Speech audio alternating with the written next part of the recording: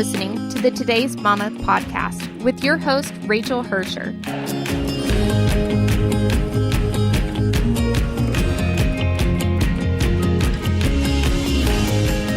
Our guest this week is Kathy-Hirsh-Pasek, author of Becoming Brilliant.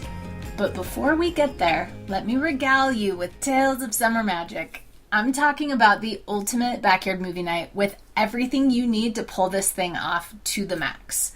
We did our homework, and we chose the stuff that's easy to use. You didn't need to be in the AV club to make this thing happen. So here's what's up for grabs. One lucky winner will snag all of these things. All of them. Delivered to your porch. Now, first up, an Epson Home Cinema 660 projector. This thing's got all the lumens you need, girl. Next, an Ion Sport speaker. This thing is light and easy to use, and it will connect via Bluetooth to any device. Next, the Yardmaster Plus screen. This thing can project from the front, from the back. It's magic and it's easy to set up. Finally, 3 Live Infinitely double outdoor camping hammocks. Because sometimes you need to seat your guests in the sky, okay? Now, have I sold you yet? You can find details about all these products on the link that I'm posting in the show notes, as well as the instructions to tell you how to enter. That will also give you some bonus options to improve your odds. It's easy stuff. All we ask is that you subscribe to the podcast and give us your firstborn child. No big deal. Contest ends September 3rd, but summer lives in our hearts forever. And so will your backyard movie memories. Did you feel that? Yeah. Good luck. Welcome to the Today's Mama podcast. Our guest today is Kathy-Hirsh-Pasek. First of all, kudos for sharing half of our last name. We both have a Hirsch. All right. Do you have a C in it, though? Yeah, but we're going to pretend like it's just the same. Yeah, let's just pretend we're cousins. Yeah, and I've got a lot more like unnecessary letters to go with mine. So I feel like you did yours the most efficient way. Well, definitely. We just excised the C here and just went with it, you know? Maybe an Ellis Island change. Totally. So Catherine is the Stanley and Deborah Lefkowitz Faculty Fellow, if I said all of that right, in the Department of Psychology at Temple University and a Senior Fellow at the Brookings Institution. In case you were skeptical of her credentials to write about being brilliant, because her book today is all about helping your kids be brilliant, I put in air quotes. Everything I just said is basically code for smartest human being ever.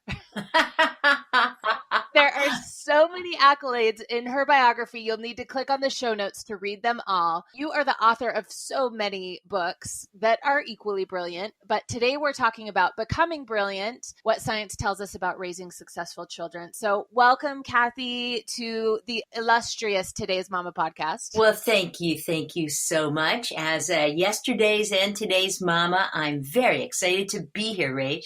Now, before we dive in, I have to stop and talk about one of the items on your resume that really stands out the most. So one of those accolades in your bio that I have to mention is that you are on the core team for the Lego Research Network. I am.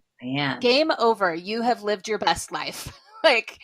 Seriously. I was here the other day with my grandkids, Ellie, who's 3, and Jules, who is 1. And my daughter-in-law sitting at the table, literally I get the mail, I open the mail, and there's a toy in it. And she said, do people just send you toys? And I said, uh-huh. And she said, that's the life. Yeah, it is. That's totally the life. I carry Legos in my purse. Well, so what goes on at the Lego Research Network? Like, what do you really do there? Don't you want to know? Peel back that Lego curtain. Well, there's a lot of good research going on, and Lego pays real attention to what we know about in the field of playful learning. And I'm really kind of proud to say that. And construction toys in general are terrific for kids. They help kids learn about spatial knowledge. And turns out that, you think you're just building a tower, but learning how to arrange those blocks so the tower doesn't fall down, that's kind of like preschool physics. So you really are picking up a lot, and that pads the way for later mathematical skills as well. I think as parents, we feel guilty about so many of the things that happen, whether it's video games or screen time or whatever. We're always hearing of all the dangers and the things we're doing too much. But I'll say, I feel like most kids are pumped about Legos. That's why we're stepping on them all the time. Yeah, that's really true. Well, again, it's really like all the construction toys. They're fabulous pathways. And, as a mom, there are the moments where you can go cook dinner, even maybe take a shower. Yes. And your kids stay occupied. So they're not only good for you, they not only help prepare children for being brilliant at the end, but, they take time. Yeah. And you know what? I'm finding that with puzzles right now. So yes. I've got teenagers and then an elementary school kid, and I've been leaving puzzles out on the table because it's summertime, and I figure it's like bait. If you leave it out, they can't resist it. Even little people love puzzles. I mean, I had a couple puzzles here for the 3-year-old, and Ellie, she's looking at them and she rotates the pieces and puts them where they're supposed to go. I mean, just to know the word rotate, think of how that's building vocabulary. If I leave that, or if I leave, we have like a big container full of Legos that if I just leave it out, it's kind of that creating the environment that they'll stumble into. I was just going to say, and you don't have to micromanage. I mean, how cool is that as a mom? And honestly, they fight way less when they're doing a puzzle or Legos. There's a whole lot less to fight about than other stuff that they're playing. So it's like top of my list. I totally agree with you. And I think the other thing is they learn how to collaborate. So they learn how to be kind and to manage. You need those skills when you're going to be a boss in the future, right? Really, really important. And it takes some pressure off of us. And I think we seem to feel as moms today that we have to plan every single moment for our kids. And what they do in those moments to be bored, that's when they build the best castles out of construction toys. So if we can leave that time for them and have those invitations right there in the playroom, the living room, the front porch, we are doing real justice for our kids. I love that. And I feel like every headline I read these days is how boredom is good for kids. Yes. And, yes. We're taping this in the summertime, but school's starting for some families. It's the boredom, it's the quiet time, it's that free play that we just need a whole lot more of. So I love everything you're saying. Oh, I love that. Keep it up. Now, you've got kids, right? Or I do. One son, or talk to me. I have 3 sons. Oh my gosh. 3 sons. Yeah. So that was wild. How close together are they? Well, the first 2 are 2 years apart, and then we took a break, and we got one 5 years later, 4.5 years later. Oh, we are like twins. So my first 2 are 20 months apart, and then we took a 5-year break, and I have my third one. Well, there you go. I actually loved that spacing because the first 2 were there to be buddies for each other. Right. And then the second one had a really decent amount of time to be the youngest kid. Mm-hmm. And then that third one came along and they had so much fun with her and they remember her being little. And I don't know, I loved that spacing. Oh, it's so great. And in fact, I think my third became the family toy. Yes, ours still is. Yeah, same in our family. I mean, my 2 older sons, they just adore my younger son, even though now he's 28. And he was always just the great one. Don't have to reach for anything. We will get it for you. It was unbelievable. Now, sometimes they reached a little bit too far, tried to take him out of the crib. I couldn't find him. Was he going to drop? But if you let it play out, it's really fun. And they learned how to nurture. Yes. By having a little guy around. Yeah, that's what I loved is I felt like exactly that. They learned to nurture and be a caretaker and all of that. So I think some people stress out about a big gap, like, oh, it's too far. Yeah. And I mean, I can see the benefits of both because we had kind of both spacings, but. And it really is both. I mean, you have to learn how to get along with that other sib who's a little bit different than you are. Yes. And, sometimes we have to even let our kids, I don't want to say duke it out, but fight it out. Yeah. Let them argue a little bit. Let them try to, win the verbal battle. Now you have to step in when it's no longer a verbal battle, but that's how you learn to negotiate. Yeah. And I think about that all the time is that the sibling relationships that our kids have, they're the building blocks of their future relationships. And that may scare some of us to death because there's so much fighting that goes on. Yeah, no, I think it does. It sometimes gets us to have, and we get stressed. But the truth is it's really important. And I think that raises one of the key features of the book. We have tended to think of success for our children in terms that are very narrow. Like, how well are they going to do in that reading, writing, and math? And gosh knows, I care about that too. But the truth is, what we really want for our kids are happy, healthy thinking. Notice thinking is there. Caring and social kids who are going to be collaborative, creative, competent, and responsible citizens tomorrow. And if we leave out the social stuff, or say that's non-cognitive or soft skills, they are not. They're actually quite hard skills. And when our kids learn those social skills, that's how they're preparing the foundation for learning everything. Well, and when I first read the title of your book, I ran across it, I don't even know. I think it was an NPR article. Yeah. And I saw the title, Becoming Brilliant, and I kind of rolled my eyes. I was like, oh my gosh, I don't want my kids to be brilliant.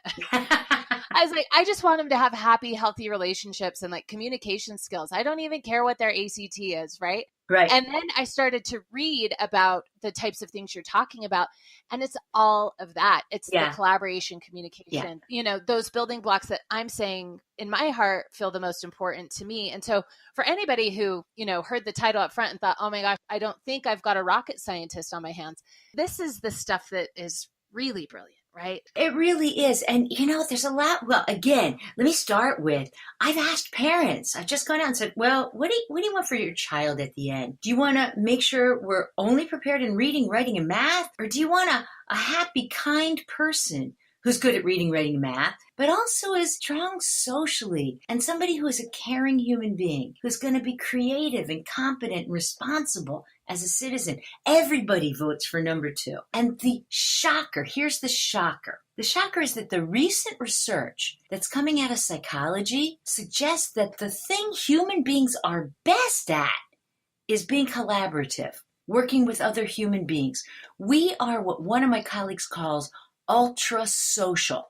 Computers can be better than we are at just about anything, but not at being caring and social and collaborative and creative. So if that's our strong suit, and if our brain operates through being social and connected to other people, my gosh, shouldn't we help prepare our children that way so that they'll be great at reading, writing, and math, but they'll know the other skills as well. Amen and hallelujah. And in a world where we see so much being automated and the workplace kind of changing in front of us, that I think a lot of people might feel overwhelmed or scared about, like, oh, all these jobs are leaving. Right. It feels like a time where we need to double down on teaching our kids those skills of collaboration and those social skills to, I think they'll be valuable in the workplace and needed. Oh my gosh. Yeah, we've actually asked people in the workplace, and that's what's so cool about our book, Becoming Brilliant, is that we really go from cradle to career.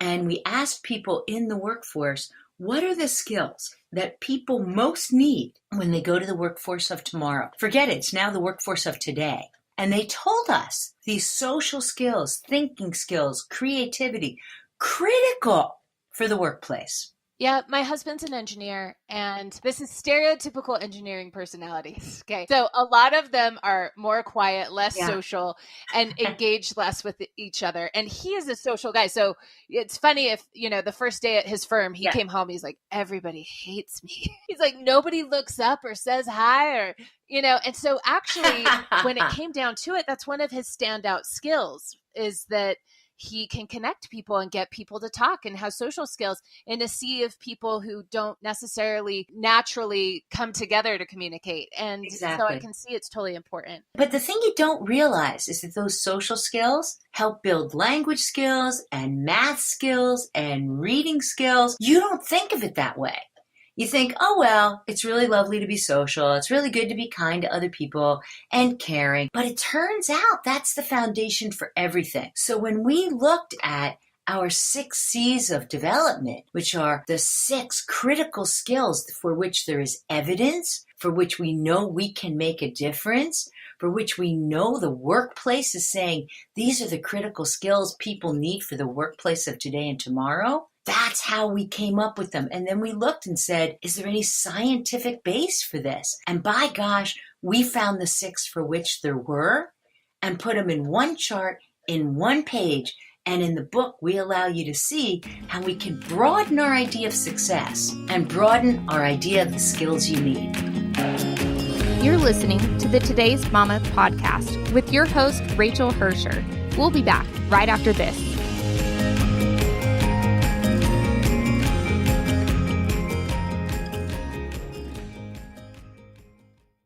Ever worry that all your kids are doing with their friends is showing each other videos on YouTube or Snapchatting each other whilst they are literally sitting right next to each other? Ever wish you could manage your kids' devices wherever they went? Well, Circle Go makes that possible. Circle Go takes all those settings on your kids' devices that they have at home and extends them to 4G LTE and any other Wi-Fi networks they join. Filters and time limits apply anywhere and everywhere, even for apps like Snapchat, Instagram, and YouTube. How, you ask? Find out more at meetcircle.com. And now back to the Today's Mama podcast with your host, Rachel Hirscher.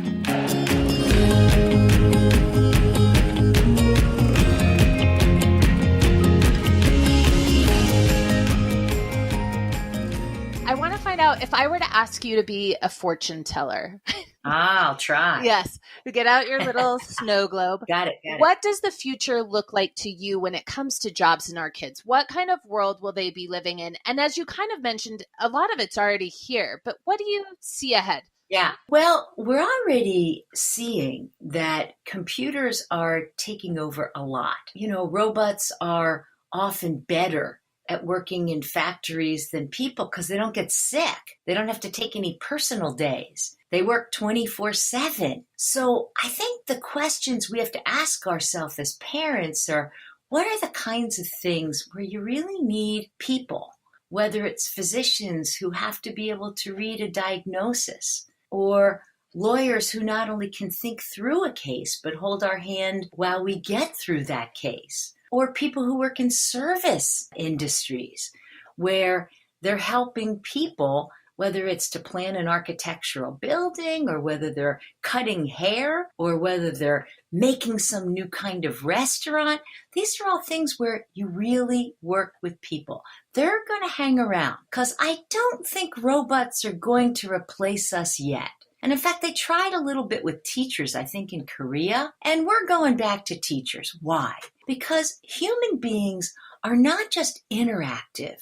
We're also adaptive and collaborative with other human beings. And that, again, is our strong suit. And so if we build on that strong suit and we ask what jobs require that, we'll find out what that future looks like. And we won't just be living in a world of robots and computers.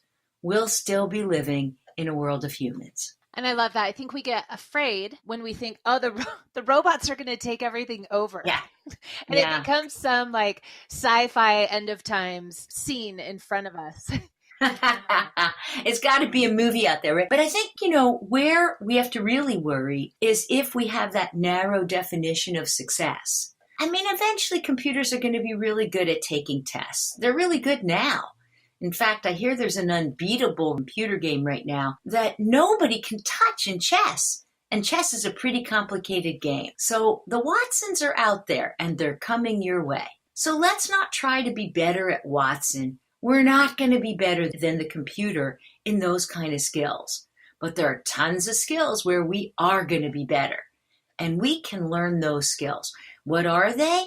I think they're learning how to get along with other people so we build it together and we have a vision. I call that collaboration. Communication, telling stories, speaking with people, listening to other people so we have empathy.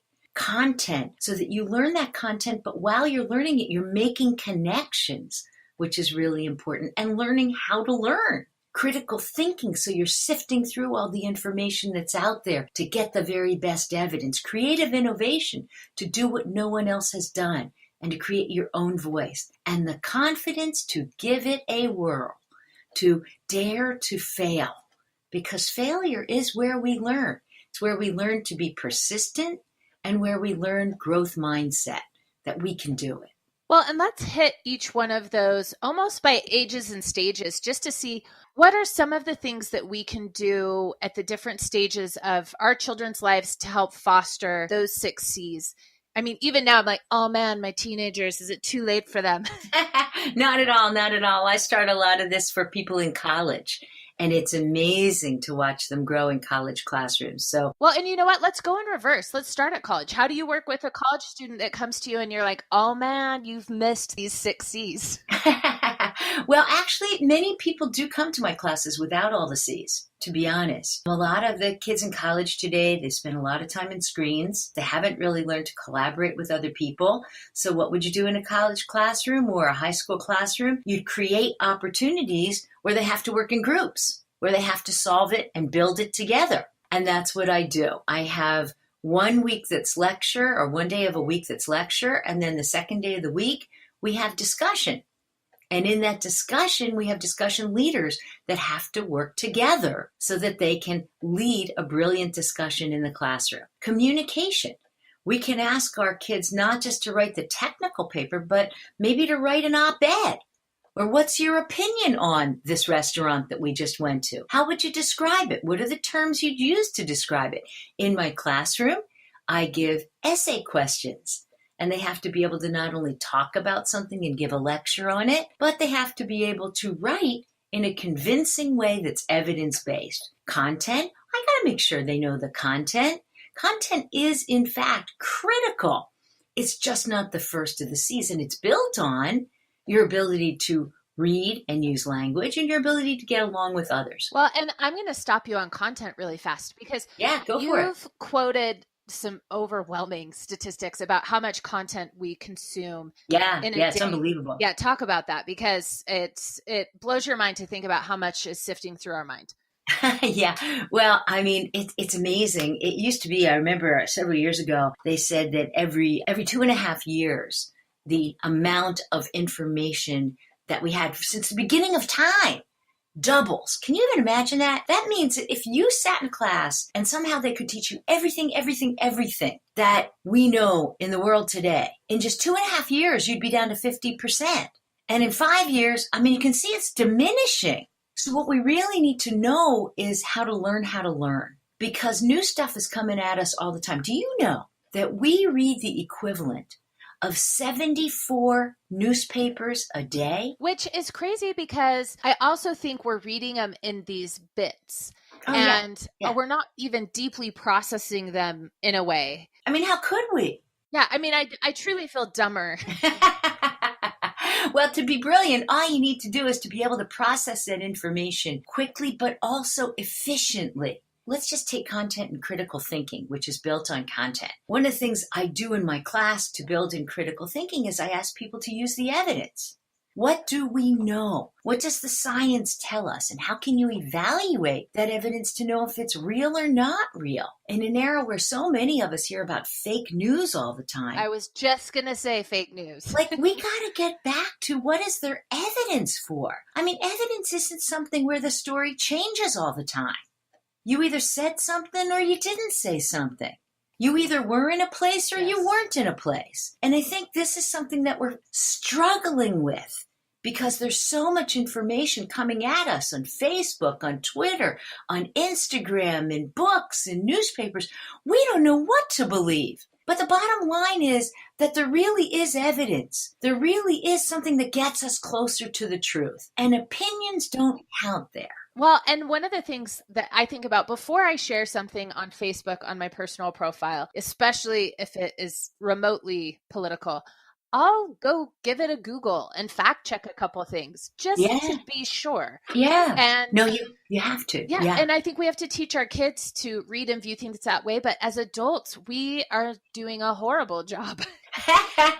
Well, we are, but we're also pretty bombarded. It seems like every day the whole world changes. Yes. So I think, we just have to do a better job of asking, that's really there. And I love your idea of going and Google checking it. But when you do that, you need to know which sources you can trust and which sources you can't. So if a kid happened to write a term paper on a topic that I'm talking about in my class and that comes up in a Google source, that's not necessarily the paper you should be citing in your term paper. You should be citing something that is coming from the scientific literature that's been peer reviewed. You see what I mean? So you can build that right into what you do.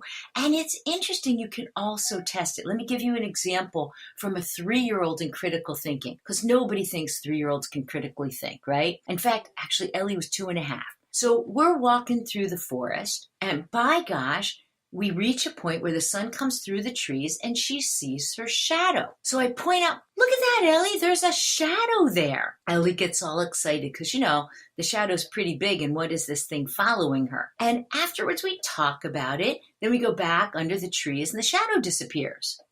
Then we go out, we see a new patch of light, and guess what comes back? So I ask her, what do you think? What's the evidence? Can you now predict when the shadow will go away and when the shadow will come back? And by gosh, she starts to do that.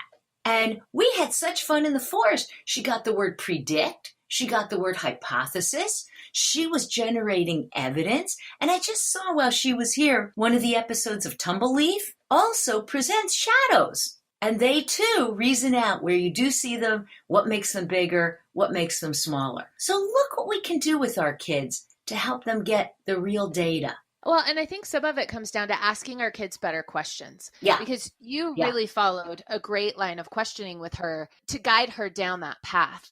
So what are some of those questions, or how should we be framing our conversations with our kids? Let's jump from college kids. Let's go back to, kind of those toddlers and preschoolers and say, how can we just communicate with them better to lead them down those paths? Well, I think, when we're starting with collaboration, the first thing is, this is going to sound shocking, but the first thing is we have to put our cell phones down a bit and we have to have conversations with our kids. I almost think we should have a basket when we walk into our house, and we should put the cell phone in the basket. Oh, we've got one. We got a basket. We got a cupboard. There you go, girl. Everybody, I'm all about just shut it up. Just shut it up, man. But Rachel, honestly, I think if we just let's start small. Start for 2 minutes a day. 2 minutes a day. Give me 2 minutes where you have a real conversation with your child. Look into her eyes and find out not what you're interested in having her do, but what she's looking at. Wow, that's collaborating. Whether it's playing a game or it's going on a nature walk, whatever you like to do, you can find the extraordinary in the ordinary. Now, the second C is communication. And in order to do that, you have to kind of tell a joint story and ask a lot of questions. So the other day with my 3-year-old, we decided, notice how I say my 3-year-old, right? We decided to do, those old things you used to do where one person would start a story and then the next person came along and said a little bit more of the story. Then the next person came along and said a little bit more of the story. And you're asking your child through questions, well, what do you think the lamb's name is? Where do you think she's going next? When we ask those open-ended questions, not what color is this? How much is 1 and 1? But open-ended that can go anywhere. You would not believe how brilliant our kids are. And they engage in a dialogue. And that dialogue is the same thing at your office that you do when you're drafting and going back and forth. You're helping your kids see the importance of that dialogue. And that back and forth communication turns out even to be a brain builder, which is pretty amazing. Some of those questions and some of those activities are also available for those of you who have young kids on Vroom, which has a lot of these brain building tips. Now tell me what Vroom is. Yeah, Vroom is this wonderful organization that has a great scientific advisory committee where they put out materials for young kids, actually for the parents of young kids. And they're just everyday activities that you can do and kind of prompts or starters for questions you can ask your kids. And asking questions is key, because believe it or not, when you do that, you're subtly guiding the conversation, but you're not doing it in a dictatorial way. And your kids open up. And even if it's about stuff you don't really like, like I hated slugs, but my little kid, my middle, my God, he liked to turn over rocks and find the slugs. So using the everyday, again, Vroom does such a great job of that. There are many others out there as well. Ask questions. Well, and I'd point out, while we tend to demonize a lot of technology, I think mostly social media, our phones, computers, there are so many things like Vroom and platforms that can help expand your experience. Yeah. It's really about finding the right stuff, investing your time and your energy in the right places and with the right tools. I like to say with technology, what's the value going to be to me? Is it going to save me time? Is it going to save me money? Is it going to enhance an experience? If not, then it doesn't belong in my realm. And that's where social media tends to fall for me, right? It's not saving me time or money, and it's taking from experiences. But there's a lot of technology and platforms out there that are going to give you more time, more money, better experiences and skills. So I'll give you a couple quick tips for that. Because again, when I look at what's available for parents, honestly, I'm totally overwhelmed. I just can't believe there are over like 100,000 apps and platforms out there, and you're supposed to figure out what's good. So here's at least the little tips I use for that. One is it trying to be a partner or a prompt? If the technology is trying to partner with your kid, I would dump it. If it's trying to prompt interaction between kids or between you and kids, remember how important collaboration is, then it probably is pretty good, okay? So it should be a prompt for interaction, not just a partner, not just a babysitter. The second is follow the little tweet with me. If it's joyful rather than boring, if it's active rather than passive, that is, if your kid is just watching it, not as good as if the kid is actually interacting. And interacting doesn't just mean swiping. If it's engaging rather than distracting, if it's meaningful rather than something abstract, and I mean meaningful to the kid, not just to you, and if it's something that's socially interactive, there you go again with that prompt versus partner. So fun, active, engaged, meaningful, and socially interactive. And if you want it to be educational, does it have a clear learning goal? If you use those little tricks, you can find great social media out there that meets those criteria. Brilliant. I love prompting action, that it should prompt interaction or some sort of action outside as well. And the word joyful, we need to teach our kids to recognize that feeling of joyful. Oh, yeah. Because they get desensitized a little bit. The more they're in an app or a screen and just kind of swiping and being passive, right? Yeah. They lose kind of some of that self-monitoring about how am I actually feeling right now? Their senses get a little dulled. Yeah. And so the difference between like joyful and apathy or even depression and anxiety that we're seeing in kids, it's bringing up their emotional intelligence to recognize those things as they're feeling them or encountering them. Yeah, I agree. And I think so often, remember again, the screen's not a human. And the most important thing we can do for our brain is human interaction. So we have to find balance, and when we look at that field, I am very pro as you are, some of these wonderful extensions we can get through the digital platforms and digital media, they're terrific, but they're not a substitute. They really aren't. And in the 6 C's, we talk about what you can look for. Again, collaboration, which yields communication, which yields content, learning to learn skills, critical thinking or sifting through the good from the bad, creative innovation. Does the app allow us to put things together in new ways that we hadn't thought about before? And does it give us confidence or does it rob us of confidence? And does it rob us of the joy? These 6 C's on one page allow us to see where the scientific community has some consensus and allows us to see what we can do with our kids and allows us to grow. You're listening to the Today's Mama podcast with your host, Rachel Hirscher. We'll be back right after this.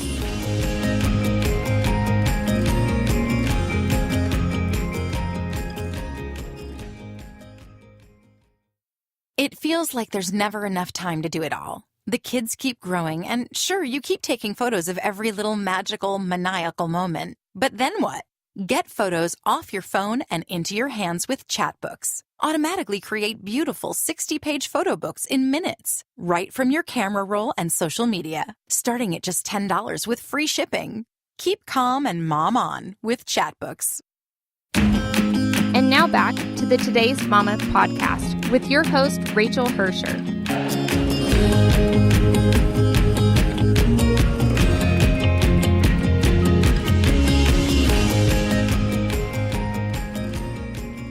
We've talked about then college kids and how you're handling that in your class. I feel like we kind of hit the toddlers, preschoolers, which to me was a lot about open-ended questions, taking extra time, even if it's just 2 minutes to start the conversations and let that build up. 2 minutes is not overwhelming, right? No, I don't think so. But you got to look in each other's eyes, okay? It's not 2 minutes while you're reading your email.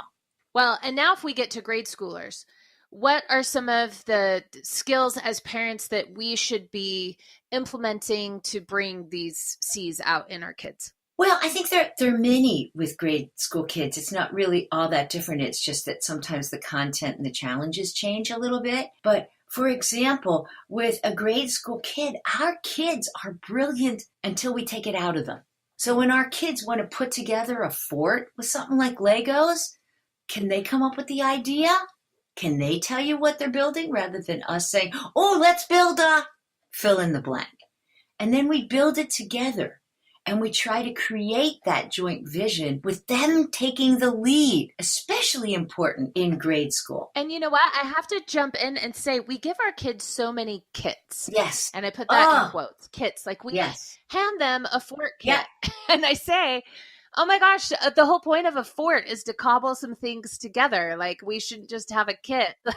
They should go find the things. Yeah. You're so right. And a lot of the toys out there, it's like, here's the picture on the box of what you're building. No! Oh.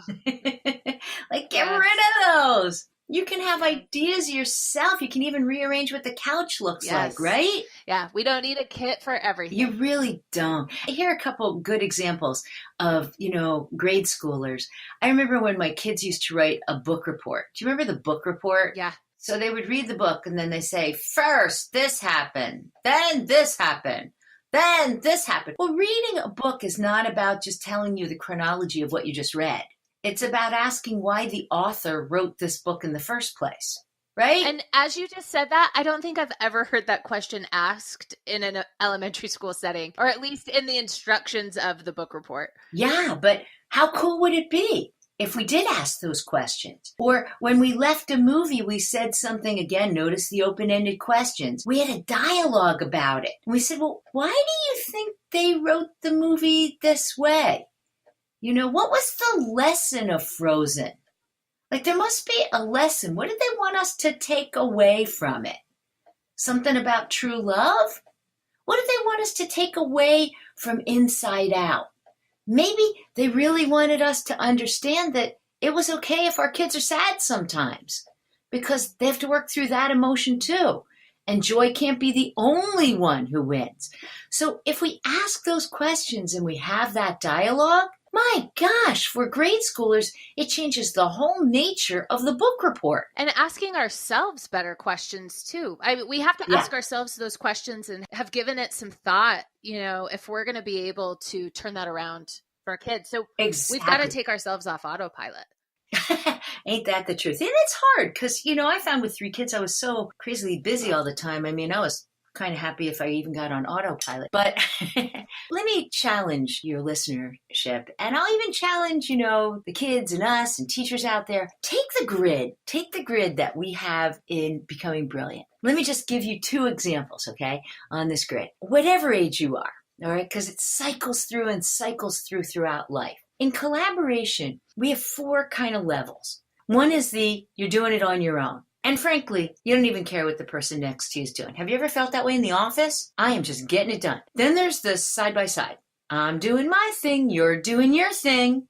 Okay? And every so often I glance over to see what you're doing, but I don't really care. In little kids, we call that parallel play. Back and forth. That's when I write a draft and then I send it to you and you write a draft and then you send it to me and I write a draft. Got it? And then there's building it together. Having that meeting where you say in the office, okay, what are we trying to achieve here?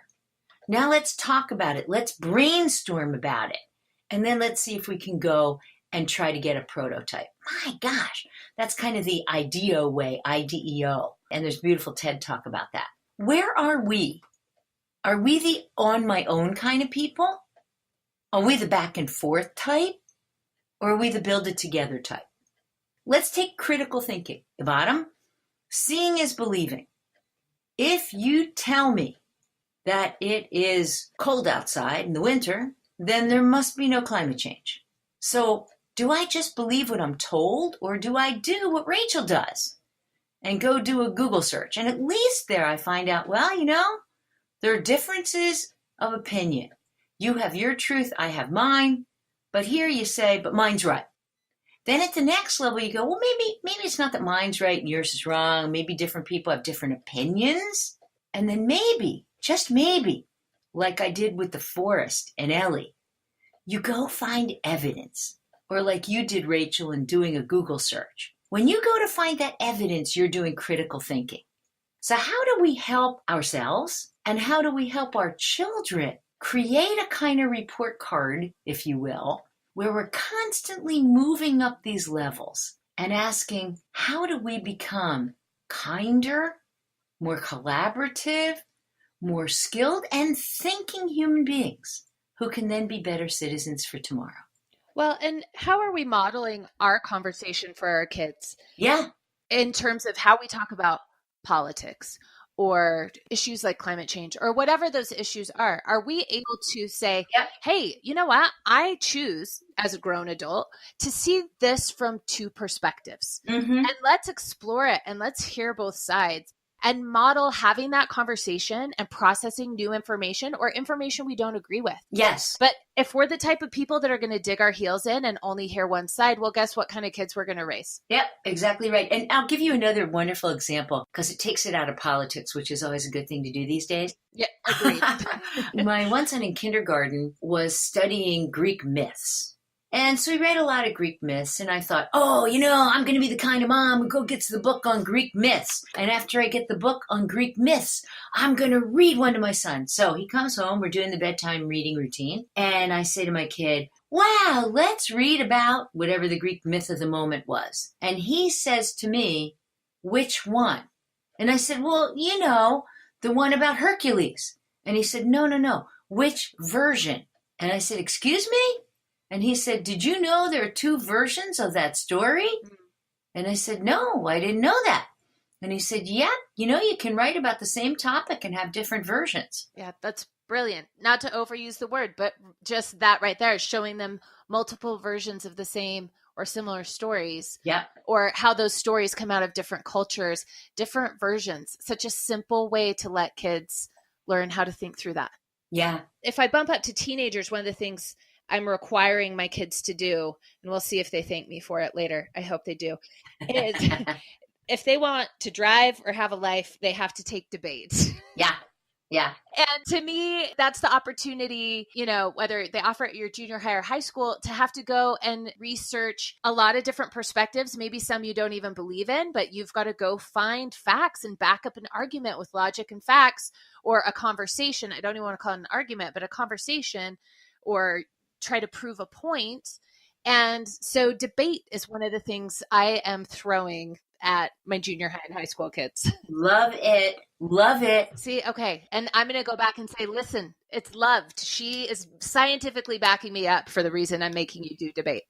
Yes, you got it. And I will tell you that that's what I do in college classrooms too. I often give competing papers for them to read so that it's not as if this is the truth, But you argue it. You look at both sides, you look at the evidence, and then you tell me where you come out.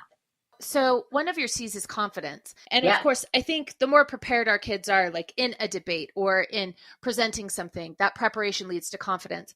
But also when we've got, let's talk at that tween and teen level, Yeah. kids who are not feeling confident. Yeah. Yeah. How do we build that confidence? I feel like at that time, and stats and studies show that, girls, for instance, will back away from STEM, or, kids who used to be really strong in one category have all of a sudden abandoned it. And I think a lot of that comes back to that confidence and belonging and accepting and what am I supposed to be doing? Yeah. How do we foster confidence in that age range and still helping them be critical thinkers when all they want to do is kind of fit in? I think there are a couple of ways. Let's get to your girls in STEM for just a moment, because there's some really interesting work on growth mindset, and people should look at some of Carol Dweck's work. She's at Stanford University, and it's just amazing. Two things that she says are really relevant. One is a number of people off of her work and she herself have looked at that, and they give little hints to girls before they take a test. Some of the girls get the hint, some don't, that they can actually do this, that some girls are great. And do you know that the girls who got that hint do better on the math test? And it lasts? How about that?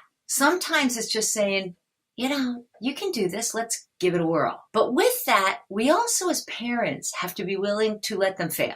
For us to say, it's okay. If you do, dust off those shoes and get back at it. Those who are great had many, many failures before they were great. And failure is a great thing.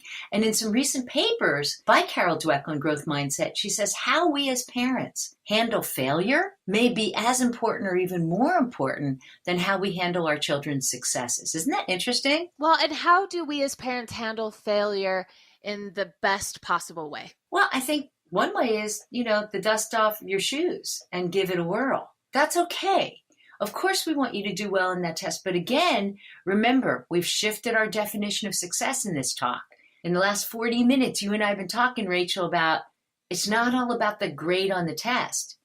It's about whether you have the wherewithal to do better the next round. I think there's a bit of endurance in that. Absolutely. Persistence, or what sometimes is known as grit. And if we help our kids build grit, and learning to learn skills and to get back up and go after it, learn from the mistakes. Don't just say, I'm a failure. If we help our children frame it that way, then they can take calculated risks.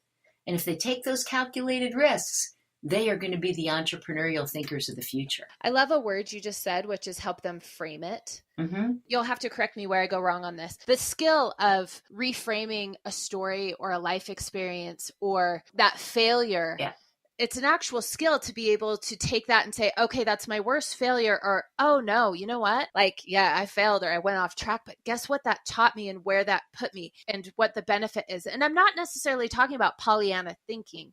I'm talking about, I think the most successful people are able to reframe, whatever's come in front of them to a way that's going to benefit them down the road. Yes, exactly. It's a skill. And I find myself doing that with my kids all the time. And even sometimes just looking in retrospect, my son who didn't make his first soccer team and, had to work and try and really practice, and just looking back and being like, oh, buddy, look where you started. And aren't you glad this and this happened because it taught you this and this? And almost, taking them through that retrospective thinking and helping them reframe or find the value in what's happened. Yeah, and you also did something really cool in that example. What you did is you reflected on it. Yes, reflection. That's the word I needed. Yeah, and I think throughout our kids' lives, even yesterday, I was climbing a hill with, again, my 3-year-old, and we stopped halfway. And I asked her to look down the hill, not just to keep going toward the goal, but to look down, and I said, hey, look how far we came. Look what we did. And that sense helps her grow confidence. So, we have to not have a lock and key or to be a CEO parent all the time. We have to give some agency in a safe way to our children and help them learn how to reframe, because the things that we can teach them today are only as good as how they're going to be applied tomorrow when they're no longer in our charge. And we can do, I think, a better job of that. When I think of how many jobs aren't there that used to be there, whether it's the photographer who used to think that you had to spend days in a dark room, to the people who now run Easy Pass, where you don't really need toll collectors anymore. How do we think about that future and really prepare our kids for it by allowing them to have the skills of learning to learn, confidence, and reframing? And I don't mean, by the way, false confidence. I mean the confidence that comes not just from your successes, but also from your failures. Yeah. And that doesn't mean we have to put lipstick on the failures, right? To celebrate them. No. Right. It's like digging in and feeling the failure of it at the same time, but saying, all right, what are the lessons we're going to take, or what are we going to get from it? Because I think the false confidence comes from when we try to just put lipstick or gloss over any experience our kids have had. We don't need to gloss it over to celebrate it. No, exactly right. In fact, not glossing it over is the best way to go. And just to say, hey, you know what? So you bombed. I've bombed too. And discuss it with them. I bet every parent out there had a moment where, it didn't work perfectly. Brilliant, brilliant, brilliant, and beautiful. Let me ask you this question: what did your parents do right? Because you've obviously lived a life that brought you to a place where you're able to play with Legos, but also these 6 C's, you've pulled together some real brilliance. So what did your parents do right? I think, number 1, they loved me and let me know. Number 2, they believed in me and they heard me. They listened to my ideas and they let me try them. And even when some of my ideas were a little bit crazy, they said, well, give it a whirl. See what happens. we'll support you. And they let me have some downtime. And with that downtime, I was the one who filled it, not them. And that helped me be creative enough to build a bowling alley out of cardboard boxes in my basement, or to build the bed making contraption that I once made out of hangers in my closet, because I had moments to breathe and to imagine what a world could be like if I could put my ideas into play. One of my favorite books right now is called What Do You Do With an Idea? I just feel like, and it's an advertisement for the book, but everyone should go buy this. I read it to my college classes when I start each term, and it's about a little boy who had an idea, and he wasn't sure what to do with it. You know, it kept following him, and he wanted to know, wow, do I tell people? Because what if they don't like it? What if they think I'm stupid? That idea just kept hanging on, and eventually he learns through some trial and error what to do with an idea, and that is you change the world. But you have to have the time, and you have to have the belief that your ideas are worthy of anything. And that's what spurs you on to learn more and to make it happen. Well, and now every parent that's listening knows exactly what they need to be reading the night before school starts.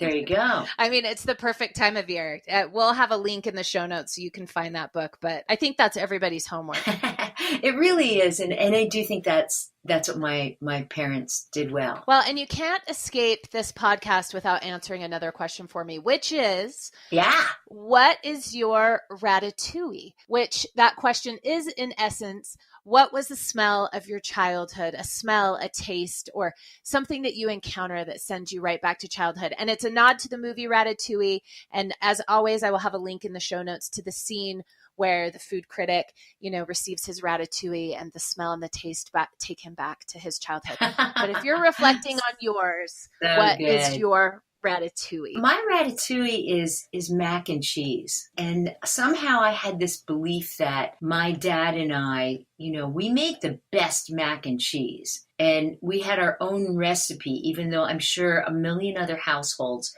put Velveeta cheese in their mac and cheese with elbow macaroni. But why did I choose that? Because it's kind of a comfort food. And when we all know that we're loved and believed in, and we have the stuff to fill our tummies, then anything is possible. Poetry. Absolute poetry.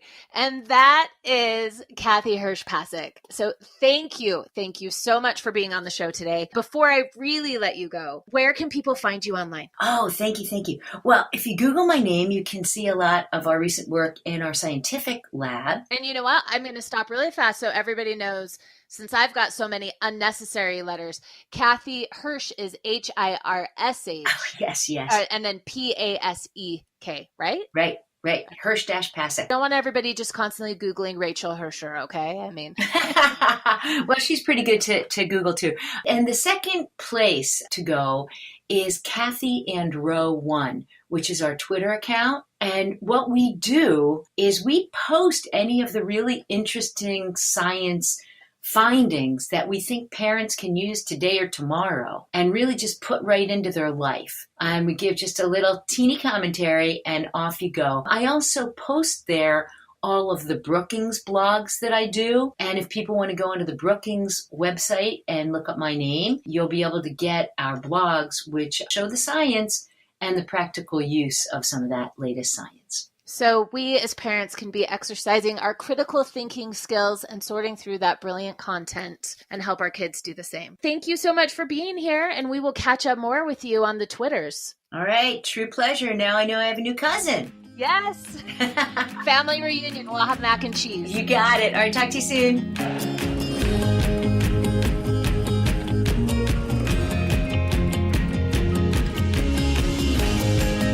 I hope you enjoyed this episode as much as I did. A quick takeaway, and something we can all do.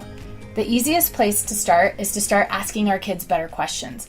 Open-ended, introspective, unexpected, thoughtful questions. Take 2 minutes a day, just 2 minutes, to look into your child's eyes and ask them a question and have a conversation. In Kathy's words, look into her eyes and find out not what you are interested in having her do, but what she's looking at. You can find the extraordinary in the ordinary. That back and forth communication turns out to be a brain builder. When we ask open-ended questions, you would not believe how brilliant our kids are. Have a great week. You've been listening to the Today's Mama podcast with Rachel Hirscher. To find out more, go to todaysmama.com. That's today's, MAMA.com. Today's Mama, connecting moms and families with the best of today.